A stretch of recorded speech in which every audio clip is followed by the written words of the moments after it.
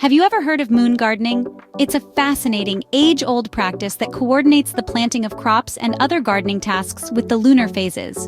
The idea is that just as the moon's gravitational pull affects our ocean tides, it also influences the moisture in soil and plants. This celestial interaction can lead to better growth and yield in your garden. It's a captivating blend of astronomy and horticulture. So, are you intrigued yet? Let's delve deeper into this fascinating concept. Now, you might be wondering, how does the moon's phase affect my plants? Let's dive into the science of it.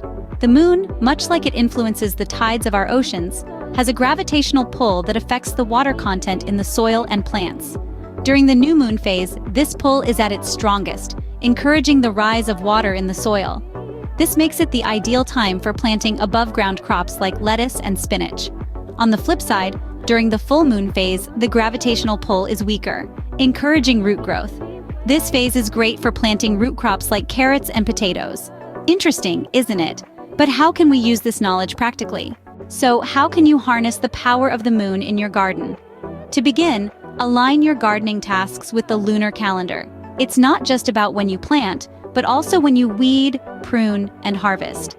This lunar alignment can make a significant difference in your garden's productivity. You can start experimenting with moon gardening in your own backyard. Just follow a lunar gardening calendar and watch your garden thrive.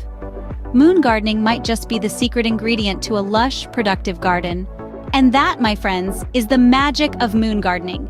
This ancient practice can transform your garden, enhancing plant growth and vitality. Why not give it a try? If you found this video informative, please give it a thumbs up. And don't forget to subscribe to our channel for more gardening tips and tricks. Happy gardening!